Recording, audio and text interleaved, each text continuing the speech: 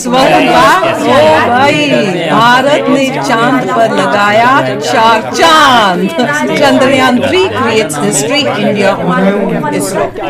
हाँ, आप अपनी स्क्रीन पे देख सकते हैं कि हम सबसे पहले मेरे साथ जोर से बोलिए भारत माता की जय। दोस्तों, कुछ लोगों से पैसा नहीं संभलता, कुछ से सक्सेस नहीं संभलती और मुझसे मेरी खुशी नहीं संभल रही है। समझ में नहीं आ रहा है क्या ही कर डालूं। अब तक शरीर का रोआ रोआ नाच रहा है, दिल, जिगर, नजर, पलक, पावड़े सब अभी तक गिद्दा डाल रहे हैं। सांसें पहले प्यार में पड़े आशिक की तरह अब तक नॉर्मल नहीं हो रही हैं और दिल कर रहा है कि घर की छत पर जाकर बस जोर जोर से चिल्लाता फिरूं कि यस वी डिड इट। जी हाँ, हमने कर दिखाया। हमने वो कर दिखाया जो आज तक अमेरिका से लेकर रूस और चीन जैसे देश तक नहीं कर पाए। हम चांद के साउथ पोल पर पहुंच गए हैं। जितने पैसों में हॉलीवुड वाले स्पेस वाली फिल्में नहीं बना पाते, उससे कम पैसों में हम चांद पर पहुंच गए। चांद तक जाने में जितना पर किलोमीटर खर्चा आया है ना, उससे ज्यादा तो लाल किले से चावड़ी बाजार जाने के लिए ऑटो वाला मांग लेता है। सच में, जिस देश को दुनिया सपेरों का देश कहकर पुकारती थी, उस सपेरे ने बड़े बड़े देशों की बीन बजा डाली है। जिस भारत को अमीर देश, तीसरी दुनिया का देश बोलती थी, थर्ड वर्ल्ड कंट्री, उसने वो कर दिखाया है जिसे पहली और दूसरी दुनिया का कोई देश नहीं कर पाया था। जी हाँ दोस्तों, हम चांद पर पहुंच गए हैं और ये कहने में हमें पूरा गर्व है कि हम चांद के भी उस हिस्से में पहुंचे हैं जो सबसे मुश्किल था, जहां जाने की कोई सोच भी नहीं सकता था। तो भारत ने कैसे रचा ये इतिहास? चांद पर पहुंच जाने के क्या क्या मायने हैं और क्यों इसरो की ये कामयाबी सिर्फ एक स्पेस एजेंसी की कामयाबी नहीं, बल्कि पूरे देश के लिए एक मिसाल है। तो आज के फनतंत्र में हम भारत की इस छप्पर फाड़ कामयाबी पर खुलकर बात करेंगे। तो चलिए शुरू करते हैं। नमस्कार दोस्तों, जय हिंद। मैं हूं रौनक, फनतंत्र में आपका स्वागत है। दोस्तों, वैसे तो मैं 2 अलग अलग चीजों के कंपैरिजन के खिलाफ रहता हूं, मगर ये कहने से खुद को रोक नहीं पा रहा हूं कि चंद्रयान 3 की कामयाबी ने हमारी पिछली सारी कामयाबियों को पीछे छोड़ दिया है। सोचता हूं कहूं कि 1983 और 2011 का वर्ल्ड कप जीतना बड़ी कामयाबी थी, मगर फिर ये सोचकर रुक जाता हूं कि क्रिकेट खेलते ही कितने देश हैं बताइए। सोचता हूं कि कहूं कि गूगल से लेकर माइक्रोसॉफ्ट और IBM जैसी बड़ी कंपनियों के CEO भारतीय हैं। फिर ये सोचकर रुक जाता हूं कि CEO भारतीय हुए तो क्या हुआ, वो कंपनियां तो भारतीय नहीं है ना। फिर मुझे ओलंपिक में जीते कुछ खिलाड़ियों के मेडल्स याद आते हैं, AR रहमान और गुलजार साहब के बड़े बड़े अवार्ड्स याद आते हैं, लेकिन तब भी लगता है कि ये सब भी इंडिविजुअल्स की सफलताएं हैं, न कि देश के तौर पर भारत की। मगर जब चंद्रयान 3 की कामयाबी के बारे में सोचता हूं, इसका इंपैक्ट देख रहा हूं और ये देख रहा हूं कि पूरी दुनिया की मीडिया इसकी चर्चा कर रही है। विक्रम लैंडर के चांद पर पहुंचने के कुछ देर में नासा अपने ट्विटर से इसकी बधाई दे रहा है। पाकिस्तान को सांप सूंघ गया है, चीन को कोरोना वाला चमगादड़ सूंघ गया है और बाकी दुनिया ये कह रही है कि भारत चांद के उस हिस्से में पहुंच गया है जहां आज तक कोई नहीं पहुंचा। तो यकीन मानना दोस्तों, इसके आगे मुझे सारी सफलताएं बहुत छोटी लगने लगी है। ये देखकर खुशी हो रही है कि सच में ये देश एक जेन्युइन सक्सेस को सेलिब्रेट कर रहा है। कुछ पल या दिनों के लिए ही सही, पूरा देश उस अचीवमेंट पर प्राउड फील कर रहा है जो किसी एक आदमी या एक स्टेट की नहीं, बल्कि पूरे देश की अचीवमेंट है। सही मायनों में अब जाकर लग रहा है कि हाँ, हमने सच में कुछ ऐसा बड़ा अचीव किया है जिसका ढिंढोरा हम पूरी दुनिया में पीट सकते हैं और दुनिया से ये कह सकते हैं कि हाँ, ये हमने किया है। वो भी उस देश ने किया जिसको नीचा दिखाने में अमीर देशों ने कभी कोई कसर नहीं छोड़ी।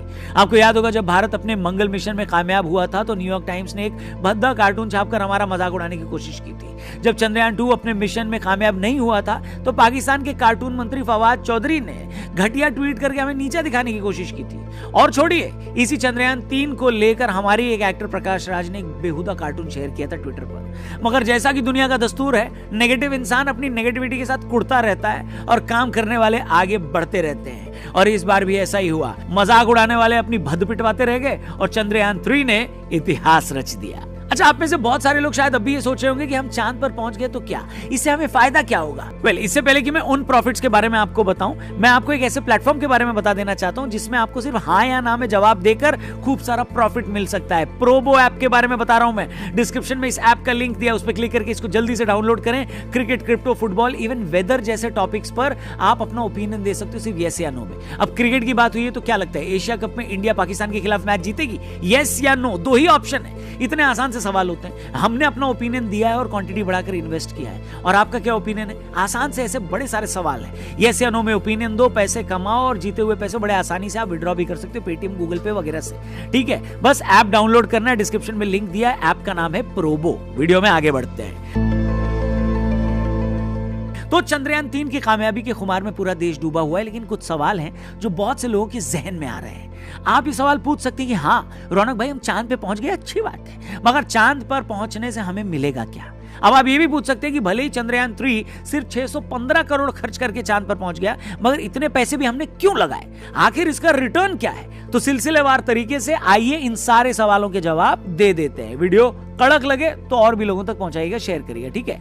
तो देखिए, पहली चीज ये है कि हम जो चांद पर पहुंचे हैं ना, ये हमारी टेक्नोलॉजी की जीत है। मतलब हम दुनिया के उन 3-4 देशों में हैं जो चांद पर जा सकते हैं। अब कोई देश धरती से 3,84,000 किलोमीटर दूर एग्जैक्ट टाइम और जगह पर अपना लैंडर उतार पा रहा है, तो पहले तो इसी बात को सलाम है। वरना तो बंदा उबर से कैब करके ये गारंटी नहीं ले सकता कि वो कितनी देर में घर पहुंचेगा। इसलिए जो स्पेस एजेंसी इतनी दूर तक जाने की काबिलियत रखती है, तो ये अपने आप में बड़ी बात है। अब अगली बात ध्यान से सुनिएगा, अगर कोई चांद पर जा पा रहा है तो ये उसका टेक्निकल पार्ट है। मतलब उसके पास इतनी दूर तक जाने के लिए टेक्निकल कैपेबिलिटीज हैं। अब आता है साइंटिफिक पार्ट, वो ये कि भैया चांद पर पहुंच गए हैं तो अब करना क्या है? तो करना ये कि विक्रम के चांद पर उतरने के बाद उसका भाई प्रज्ञान रोवर अब आगे का काम करेगा। वो चांद की मिट्टी चेक करेगा, वो ये देखेगा कि वहां पानी है या नहीं है, वो देखेगा कि चांद की मिट्टी में कौन कौन से मिनरल्स हैं। इसी से ये पता चलेगा कि चांद पर कोई कंस्ट्रक्शन कर सकते हैं या नहीं। अब ऐसा तो नहीं है ना कि चांद पर अगर कोई मिशन सेट करना हो, वहां कुछ बनाना हो, तो धरती से तो सीमेंट के बोरे ट्रॉली में भरकर भेजेंगे नहीं, है कि नहीं? तो अगर चांद पर जिंदगी ढूंढनी है तो ये सब वहीं ढूंढना पड़ेगा। दूसरी बात यह कि चांद की ग्रेविटी धरती के 1/6 है, इसलिए फ्यूचर में चांद को हम बाकी स्पेस मिशन के लिए एक बेस के तौर पर भी इस्तेमाल कर सकते हैं। मतलब अगर चांद पर पानी मिलता है और उसे सूरज की रोशनी से, इलेक्ट्रोसिस से हम पावरफुल फ्यूल, लिक्विड ऑक्सीजन और लिक्विड हाइड्रोजन बना पाते हैं, तो हम चांद से ही दूसरी जगहों के लिए मिशन लॉन्च कर सकते हैं। तो भाई ये तो हुई वो बात कि हमें मिलेगा क्या। अब आते हैं इसके कमर्शियल पार्ट पे। तो देखिए, पहली बात तो ये दोस्तों कि दुनिया की बाकी इंडस्ट्रीज की तरह आज स्पेस इंडस्ट्री भी $multi-billion की इंडस्ट्री है। आज भारत का हिस्सा इस इंडस्ट्री में सिर्फ 2% के आसपास है, जबकि हम इसे 9% के आसपास ले जाना चाहते हैं। यहां तक कि मून इकोनॉमी भी हजारों करोड़ रुपए की हो गई है। ऐसी बहुत सारी कंपनियां हैं जो स्पेस साइंस और इसके इनोवेशन में अरबों रुपया लगाने के लिए तैयार है, मगर इन कंपनियों को पहले यह पता हो कि भैया दुनिया की कौन कौन सी स्पेस एजेंसी चांद पर जाने की काबिलियत रखती हैं। जैसे हाइपरस्पेस नाम की एक कंपनी है जो इंटरनेशनल स्पेस शटल का भी एक पार्ट मैनेज करती है। इसने हाल ही में हमारे साथ एक MOU साइन किया है। अब इन जैसी कंपनियों को अपने मिशन भेजने के लिए लॉन्च व्हीकल चाहिए होते हैं। अब इन कंपनियों ने जब देखा कि भारत ने GSLV Mark 3 के जरिए चंद्रयान मिशन को लॉन्च किया, तो ये हमारे लॉन्च व्हीकल की सर्विस देने के लिए हमें करोड़ों अरबों रुपए देंगी। सभी जानते हैं कि इसरो जैसी कंपनियां नासा से बहुत कम कॉस्ट पर काम करती हैं, और जैसा कि हर धंधे में होता है, अगर आप क्वालिटी मेंटेन करते हैं तो काम उसी को मिलता है जो कम पैसे में काम करके देता है कि नहीं? आज हमने चांद पर लैंडर और रोवर भेजा है। इस मिशन की सक्सेस के बाद हम जल्द ही अमेरिका की तरह वहां आदमी भी भेज सकते हैं। मतलब सिर्फ इस एक सक्सेस से क्या कुछ हो सकता है, हम इसका अंदाजा नहीं लगा सकते। इसे आप ऐसे समझिए कि आज से सिर्फ 250 साल पहले भी अगर किसी को यह कहते कि भैया मेरे पास एक ऐसी चीज है जिसमें अमेरिका में बैठा आदमी भारत में बैठे आदमी को न सिर्फ देख सकता है बल्कि उससे बात भी कर लेगा, तो लोग उस पर हंसते हैं कि नहीं? फिर उसे जूते मारते और बाद में उसे पागल खाने में बंद करवा देते। आज से 300 साल पहले अगर कोई यह कहता कि सिर्फ एक बटन दबाने से पूरे अंधेरे महल में रोशनी हो जाएगी, तो लोग उसका भी मजाक उड़ाते। लेकिन आज ये चीजें इतनी कॉमन है कि हैरान होना तो दूर, हम इसे दिन रात यूज कर रहे हैं। यही ताकत है साइंस की। इसलिए जो लोग भी चंद्रयान 3 की सक्सेस को कम आंक रहे हैं या उसके फायदों पर डाउट कर रहे हैं, उन्हें जरा भी अंदाजा नहीं है कि हमने तरक्की की दिशा में कितना बड़ा कदम उठा लिया है। तो दोस्तों, चंद्रयान 3 की सक्सेस से सब लोगों की तरह मैं भी बहुत खुश हूं, लेकिन मुझे सही मायनों में इस बात की ज्यादा खुशी है कि अभी सिर्फ 4 साल पहले ही जब चंद्रयान 2 फेल हुआ था, तो हम सब ने कैसी तकलीफ झेली थी। आज भी वो तस्वीरें हम सबके जहन में ताजा हैं, जब उस वक्त के इसरो चीफ K. सर प्रधानमंत्री नरेंद्र मोदी के गले लगकर खूब रोए थे। उस वक्त भी हम सिर्फ उनके और उनकी टीम के दुख का अंदाजा ही लगा सकते थे। सोचिए जरा, उस मिशन के लिए उन लोगों ने अपनी जिंदगी के 11 साल खर्च किए।